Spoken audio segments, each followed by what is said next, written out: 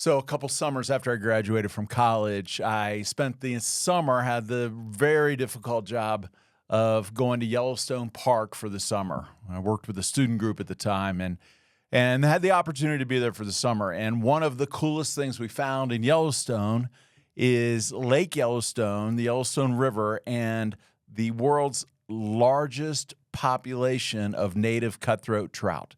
At least it was at the time. Some stuff have happened since then that kind of changed that. But at the time, discovered trout fishing, and I hate the fact that this was before I learned to love fly fishing, but we were novices, all right? We were fishing with lures, with spinner rods, but we learned this that the specific lure, if we put some pennies in it and weight it down, we could chuck this thing from the shore of the lake far out into almost right at the mouth of the river. And catching cutthroat trout, it was great. We had just an incredible time that summer. One day, my buddy Andy and I, we were roommates in college, best man at my wedding. We decided to go down and do some fishing in the morning. So, standing on the shore of the lake, all of a sudden, my last lure that I had got hung up on the bottom of the lake on a rock or whatever, and I'm trying to get this thing kind of loose without breaking it and losing because it's the last lure that we had, right? Suddenly, Andy, who's a few yards down from me, goes, Rob, moose. I'm like, what? I look down the shoreline, and there's a cow moose about 100 yards away, maybe 50 yards away. And this moose is kind of just walking along, doing the moose walk, down the side of the lake, has a calf with her. Okay, so mama moose and calf. Andy's like, dude, we got to get out of here. So he reels in. I'm like, bro, I am on the bottom of the lake. So I'm trying to get this thing off. Andy grabs his stuff, walks towards the edge of the forest, kind of gets out of the way from the moose. The thing you need to know about moose have big eyeballs. They've got really bad eyesight, but their eyes are on the side of their head. They do not see really well. They're easily spooked. They are very strong, and they could trample you to death, okay? So the thing about Yellowstone, they're called Turons, okay? Every year there's stories about people get killed by wildlife, people setting their kid on the back of a bison or an elk or something like that, and just bad things happen. Well, I had heard these stories, but I'm Rob Stout. I'm not going to get hurt by a moose. So I am trying to get this line off the bottom. I didn't want the moose, if I laid the rod down, to trample the rod, break the rod. I didn't want to lose the lure. So I'm standing there, and I'm in a dilemma because I look to my left, and the moose is getting closer, man. I mean, little closer, and out of my right ear, I hear Andy yell at me. He goes, dude, don't just stand there, move. So I'm standing there, and I literally froze. Okay, I just froze. I had so many choices here. I didn't want to break my line. I didn't want to lay the rod down, and I just kind of froze. And right at that moment, the calf starts running kind of towards me. The moose starts charging me. This mama moose is about 10 yards away, okay? Suddenly, the calf runs off into the woods. The mom chases it. Andy, who is kind of my Jiminy Cricket friend, dude, here's the advice you need to hear, comes walking back out and is like, what are you doing, man? Don't just stand there. Move. Move. Do something. Man, why did I just stand there? Why did I just stand there and could have gotten trampled by a moose? Could have been in the Yellowstone Times, knucklehead gets trampled by moose, chooses to save rod instead of run away. Not real sure. But the thing I do know is that frequently in life, I find myself faced with moose-sized dilemmas, moose-sized confrontations in my life, moose-sized hard knocks that I'm facing, and I don't know what to do, and so I freeze. Wonder how many of you are in that situation where you're facing something in your life and you don't know what to do. You're sitting there and something is coming towards you. You know there's a confrontation out here that's coming. You may have other people yelling in your ear, move, do something. And yet you don't do anything. You don't know what to do. You choose to do nothing. That's what we're jumping into today, man. And I want to welcome you to The Next Stage. It's a podcast designed just for you, for your personal growth and development, and what we call around here summiting life's climb. Really, the life is an adventure. It's like a mountain climb. It's a journey, and we're here to help you, our whole staff, working together, putting things together for you to be a resource on the next stage to help you summit life's climb. And we're in the middle of a series. This is the third episode in the series called The School of Hard Knocks. And it's all about what things hit your life, the hard knocks that hit your life, and what we do with them. The first episode, episode 7, I would encourage you to go back and listen to this, episode 7, is all about recognizing that something hard in your life is something that happens to you so that something can happen in you, so that something can happen through you. Last episode we looked at, it was episode 8, and it was all about, gosh, when the hardest hard knocks of life hit you, look around, jump in with other men, but look around for someone to reach out to. And secondly, jump in with other men who are in this situation. And finally, look up. I'd encourage you to go back and listen to that episode. I confess, yours truly, Rob, got a little Jordan Peterson in that one, a lot, actually. There was some stories in there that were deeply tender. And I'd encourage you to go back and experience that. But today, episode 9, we're jumping into what do you do when things hit your life. You're walking through them. You understand what they're doing. You're walking through some of the hardest things in life and what you do. But I want to ask the question: when moose-sized challenges, moose-sized hard knocks hit your life, what do you do? What are some things that you can do very practically? You know, you find yourself asking the question, do I go right? Do I go left? How do I navigate this? What do I do? What's a risk for me if I do nothing, right? So that's where we're heading today.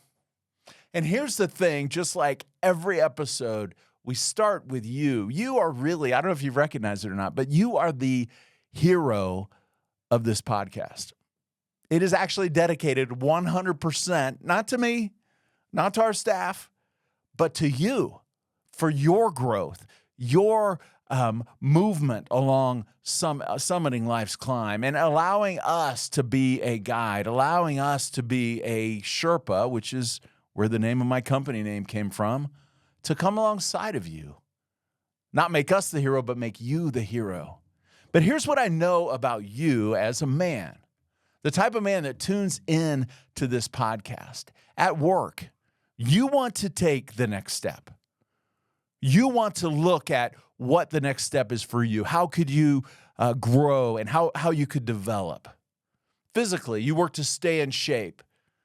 You want to get in shape. Maybe you're looking for a next challenge. Maybe you're a CrossFit guy. And by the way, how do you know somebody's a CrossFit guy? Oh, they'll tell you, right? It's kind of like being from Texas. You know, from Texas? Oh, they'll tell you they're from there. But physically, you want to take a challenge on. Even the direction in your life, you want to make the right moves. Relationally, single men, you want to get with the right person. You want to forge a good, strong relationship. Husbands, you want to do the right thing with your wife. You want to make the right moves. Dads, you want to be the right kind of dad to your kid. But the problem is that a lot of the time, we are faced with challenges, and we've talked about this in the past episodes, that hit our life, and we do not know what to do. The problem centered around hard knocks is that we frequently don't know what to do. At work, you're facing challenges with your team, with with maybe you're managing a large chunk of the company's revenue and you're facing headwinds. Sales are down. You've got things that are stressing you. Maybe your supply chain is wrecked and you're like, how do I make this number happen? How do I make this revenue happen when I'm facing these kind of challenges? Maybe you're facing issues with employees and you're in situations you're like, I am not geared to handle this. I don't know what to do. Physically, maybe you're facing a physical challenge. Maybe it's, that C word, cancer. Or maybe you're experiencing issues with anxiety or depression and you're just like, what do I do? In relationships, happens all the time. What do I do in this situation with my wife? How do I navigate this situation? The thing we talked about last week in episode 8, how do you navigate when it seems like our whole society is experiencing depression and anxiety and deep, deep things? How do you help your family lead through that? How do you help yourself lead through that? The reaction many times is we look for a model. We look for a model, and we find a lot of times that we simply don't have good models around us. Maybe we didn't grow up with a dad of the year who would walk us through this and was kind of this perfect coach who came alongside us and like, Rob, if you think about this, let's walk through this. Maybe you didn't have that. At a deeper level, maybe you do what Justin talked about a couple weeks ago, being fathered by YouTube. He was like, I did not have resources, but maybe you're going to books or social media, YouTube. You're looking for all kinds of different resources. You're listening to podcasts. You're doing all these different things, but you're like, what do I do? Maybe just make something up. Maybe you accept the hard knock of your life as the new norm. Think, well, this is just as good as it gets. Or maybe you just give up. Man, here's the thing I know about you. The thing I know that you aspire to internally is that you know that you want more out of your life than just what is going on. It is so easy for us in the middle of this kind of stuff to just kind of say, this is the new norm. And yet there's a voice inside of you that says, hey, there's more for you. I want to help you through this. Maybe that's the voice of God in your life, and you didn't even know that's who it was. Saying, I'm with you always. I'm never going to leave you. I've got more for you. But that thing that you aspire to, of wanting more, how do you get through the hardest knocks of life? I talk to you like this, just kind of straight on like a coach, because I've been through a lot of this stuff. A lot of the things we talk about are episodes from my own life. I shared one with you in the last episode about my mom's passing and just how I navigated that, and I'm still navigating it, by the way, right in the middle of it. But I get it. I live in the same world you do. I work in a business that has a lot of challenges to it, manage a team that has a lot of challenges to it, bringing people on, onboarding, working through employee things, all of those things. I live in that same kind of world, and I get it. So what do you do? What are some practical things, not just to wax eloquently and kind of lay out stories and all this kind of stuff, but what do you do? We're going to jump into some very practical next steps for after you understand that hard knock in your life has the opportunity to do something good. And after you understand that, man, you need to look around, get help from other people, reach in with other men who you're right around, and then look up. What do you do then? Here's the plan. When my mom, as I think about her life and the stories of us, she was the mom of 3 kids. My brother and I are like a year and a half apart, and then after me, for whatever reason, they waited 5 years to have another kid. I think it was because I was that special. They tell me it's because I was that difficult. I'm not sure, but there were 3 boys in this house. So it is raging, energy, testosterone, adrenaline all the time. And things would hit a fever pitch in my house. I mean, things would be breaking, stuff would be flying, people would be yelling, screaming, jumping off the house, not the house. Did we? I don't think we did. Jumping off the couch, all kinds of stuff. My mom would hit a point in an eruptive situation, and she would say this: I am sick and tired of you guys not listening. This was code for the next step was kind of the nuclear option of I'm going to get my butt spanked, right? This was back in the day. This was old school where the Board of Correction frequently informed the seat of knowledge. Got my attention, right? Not child abuse, by the way. It was just a good old-fashioned way to go. I'm in charge. But the signal word right before that happened was my mom saying, I am sick and tired. I am sick and tired. The point being, my mom hit this point in dealing with us, and I don't know how she did it, dealing with everything that was going on. And this was not even wait till dad got home kind of stuff. This was, she was dealing with it. She was hardcore. But her phrase, I am sick and tired, let us know that the current situation was about to change. For us, not for her. What we were doing, we weren't listening to her. We were doing whatever. It was about to change dramatically. It was going to take a hard right or hard left. I wonder for you, what circumstance in your life are you currently sick and tired of? What are you sick and tired of? Maybe let's talk about your physical shape. Maybe you are tired of being fat. That's offensive. I know. Maybe you're tired, not just of your weight, but of your blood pressure, of the things that you're struggling with a heart condition, things that are diabetes, things that are related to physical illness because of the condition you've allowed your body to get into. Are you sick and tired of it? Maybe you're sick and tired of something at work. You're tired of the career path you're in. You're tired of the dead end.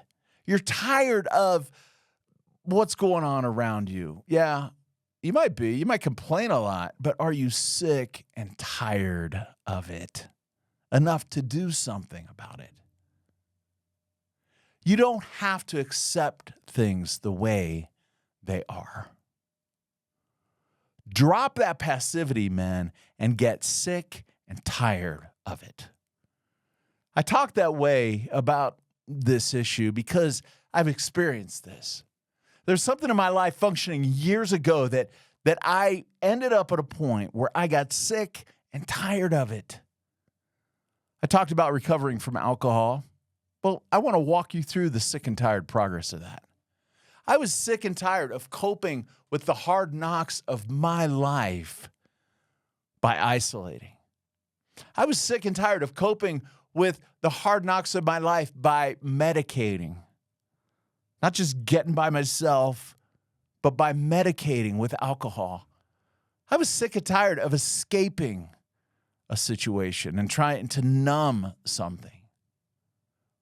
I got sick and tired of waking up hungover and looking myself in the eye, in the mirror, and saying, man, what are you becoming? I was sick and tired of not being available for my kids emotionally for a couple years. I was sick and tired of being hungover. I was sick and tired of freezing, just like with that moose, and choosing to do nothing instead. Tired of freezing. Tired of being in that spot, and tired of doing nothing. That's my story. How about your story? I mean, in order to face the hard knocks of life, you've got to get sick and tired. Whether it's a relationship, it's a physical issue, it's a job issue, it's something around you. Drop your passivity, men. Stop walking where you're at. Stop freezing where you're at. Stop standing on the side of the lake of your life with your lure stuck on the bottom of the lake, worried about what's going to happen if you drop the rod, and waiting for the moose to freaking trample you.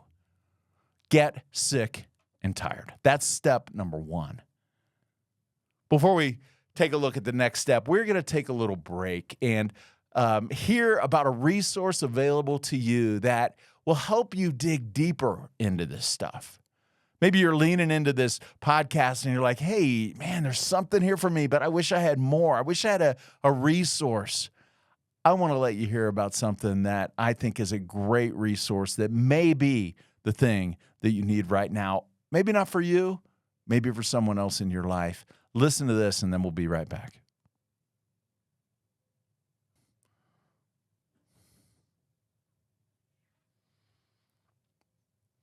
All right, hey, welcome back. We're taking a look at when experiencing hard knocks in life, what do we do practically? Number one, get sick and tired of what's going on around you. Number two, get moving. Get things in motion. I mean, don't just, sit there, but do something. As Andy told me on the side of that lake, move, do something. Don't just stand there. We don't have to do the perfect thing. Maybe you get stuck in perfect. It's got to be perfect before I do anything. And you get stuck in the paralysis of analysis, right? Maybe you're in the middle of a job thing right now and you're like, man, I'm stuck in a bad job and not making any money. What should I do? Maybe I should rob a bank. Well, okay, you could try that, or just go all the way. Go for a casino. They usually have more cash. Just teasing, right? Don't do that, and don't say, well, Rob said it, and then slam me with a lawsuit.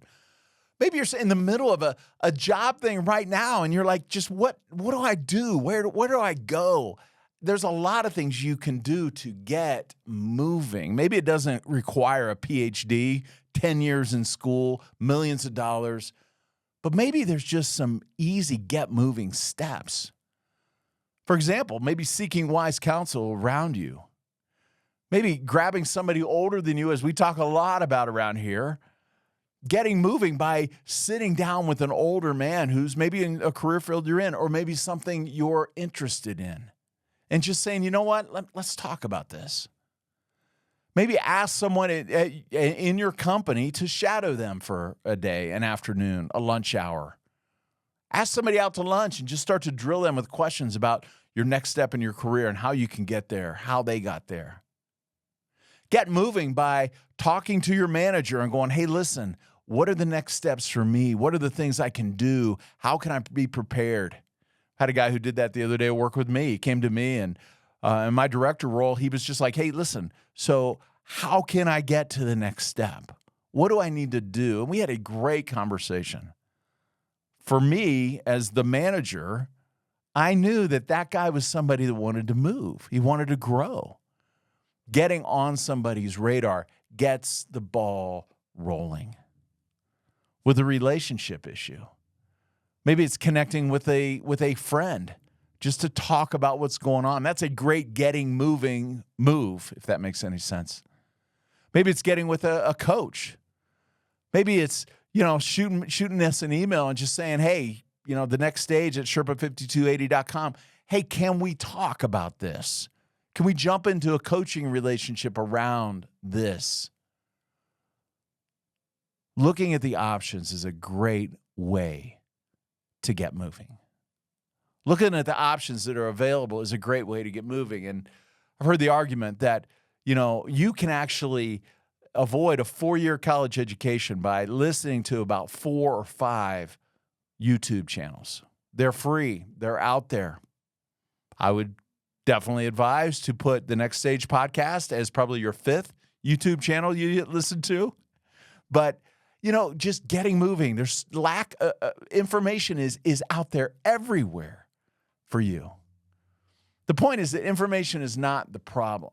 There's so much available. My encouragement for you is to just get moving. I had a conversation a few years ago with a friend of mine. His name is Bart. And we were talking about all the different things that I wanted to be involved in. Man, I used to do this, develop men and be in their lives as a coach, as a mentor, as a teacher. And, I wasn't doing that anymore in my career. And we just started talking about all the things that were out there. And I'm like, Bart, I don't know what to do. I don't know what the right way to take is. I think I kind of had in my mind it had to be perfect. And he leaned back and he goes, dude, just pick one. Just get moving. That's step number 2. Step number 3, make a plan. For as long as I can remember, I wanted to be in the sphere of influencing people. And I did relief work. I was a pastor.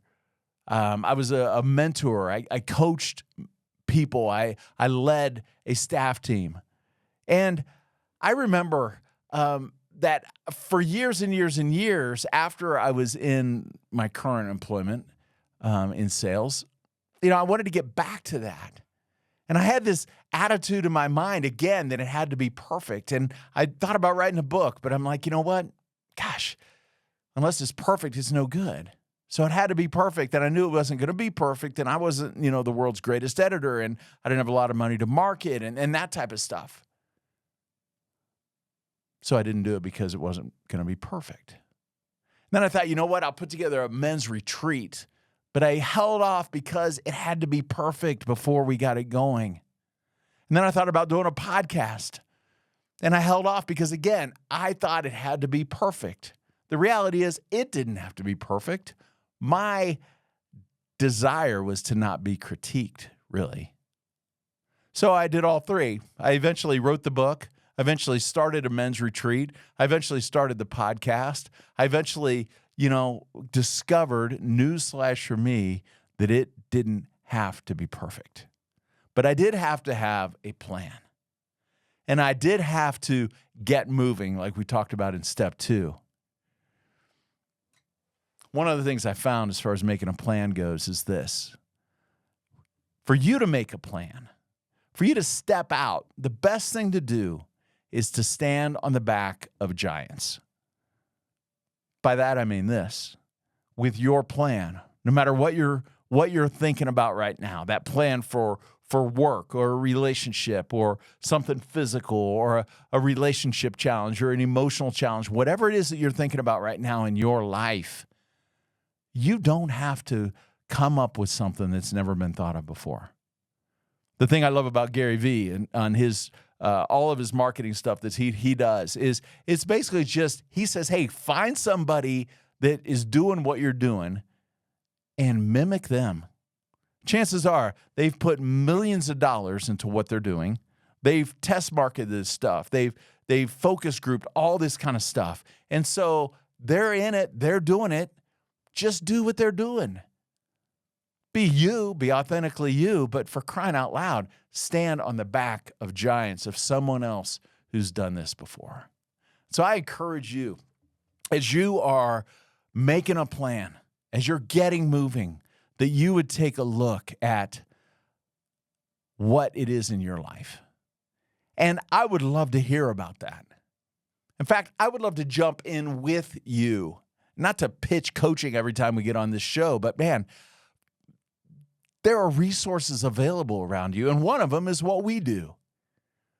Email the next stage at Sherpa5280.com and just say, hey, I would love for you to coach me around this thing because I want to get moving and I want to make a plan. The book, Getting Even, Countering Life's Hard Knocks, it's exactly about walking through this kind of stuff. Grab it. It's cheap. Go on my website, Sherpa5280.com, grab the book, buy it, get it, read it. It's got almost like a journal in there that you can fill out that you can actually construct a plan and make a plan and get going.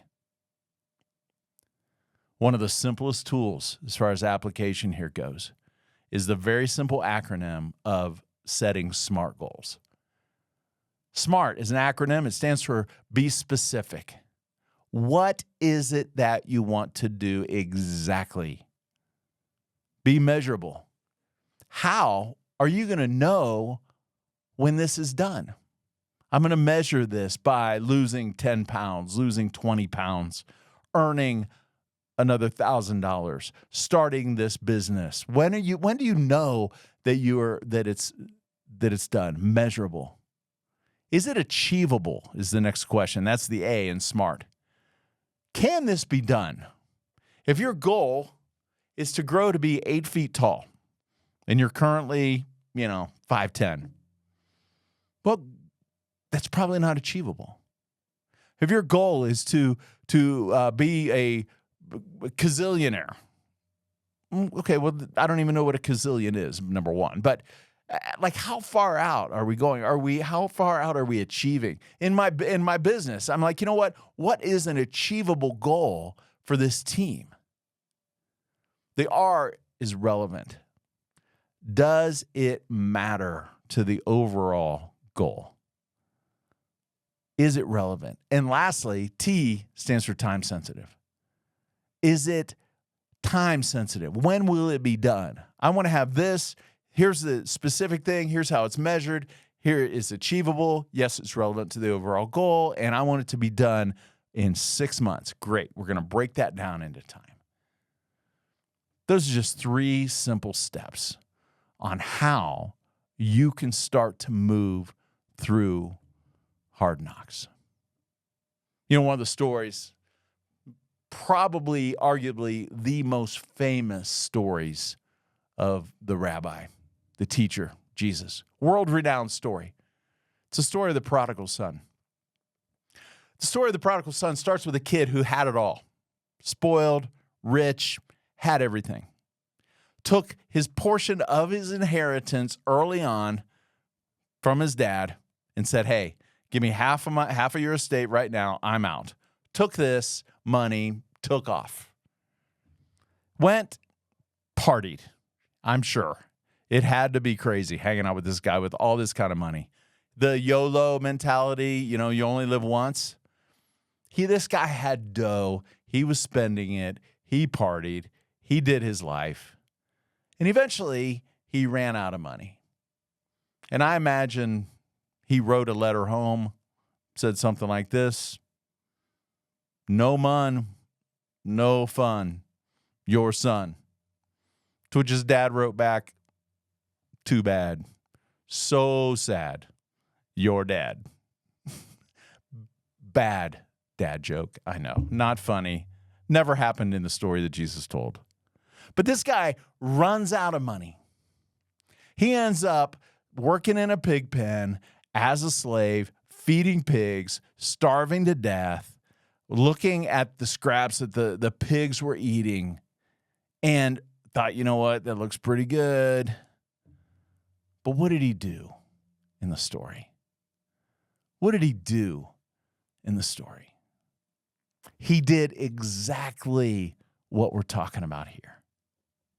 He got sick and tired. He got sick and tired of his life sitting in this pig slop, feeding pigs, living with the pigs, fighting for the food that the pigs were eating, smelling literally like pig crap all the time, not having any good clothes. He started, I'm sure, to reject the identity that he had as a pig. And somewhere in his mind, he said, no more. No more smelling like this. No more not having any decent clothes to wear. No more being broke. No more of this identity of being a loser. And he got sick and tired. Next thing, he got moving. The movement actually started in his mind. The movement was in his mind and allowed him to adjust. Hey, listen, whoa. This isn't who I am. My dad is rich. I've really, really, really messed up here. But I think at one point, as he got moving, he got up out of this pig slop. The identity that he thought about in his mind, about how he was once a son of a wealthy landowner, and where he'd ended up, moved into his soul because he thought, you know what? Gosh, I need to repent of what I've done. I need to come straight with my dad. I need to apologize. And then he made a plan.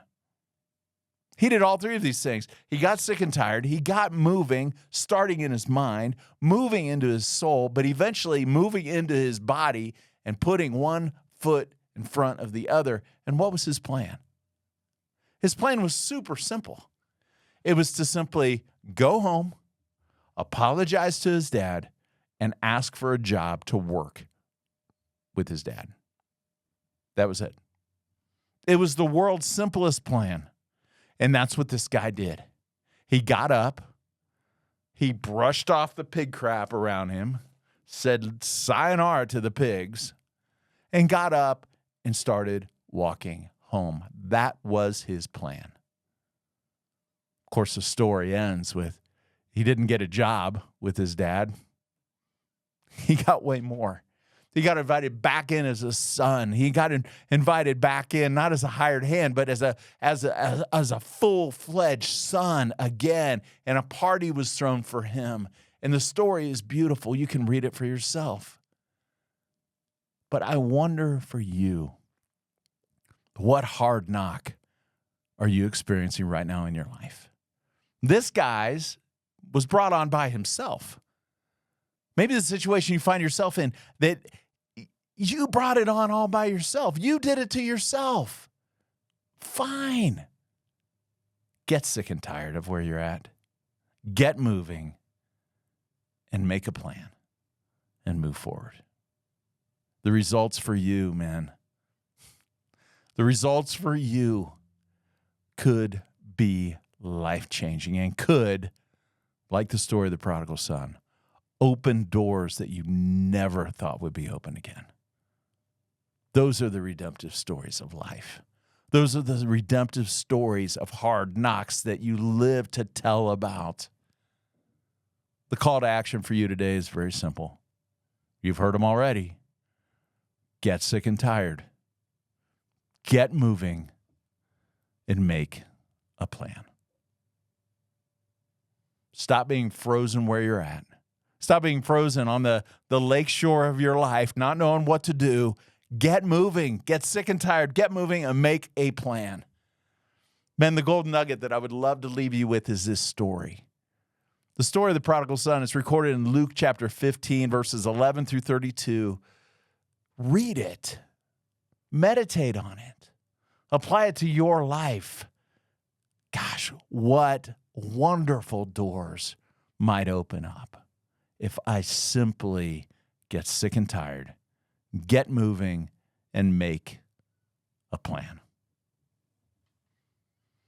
I want to thank you for being part of the Next Stage, this podcast. Hopefully this has been helpful for you. Episode 9, School of Hard Knocks 301. I want to thank you for being part of this. It's been meaningful for you. I encourage you, send us an email, thenextstage@sherpa5280.com. Pass this on to a friend. Maybe there's a guy in your life and you're like, wow, this had something here. I think this would be helpful. Pass it on.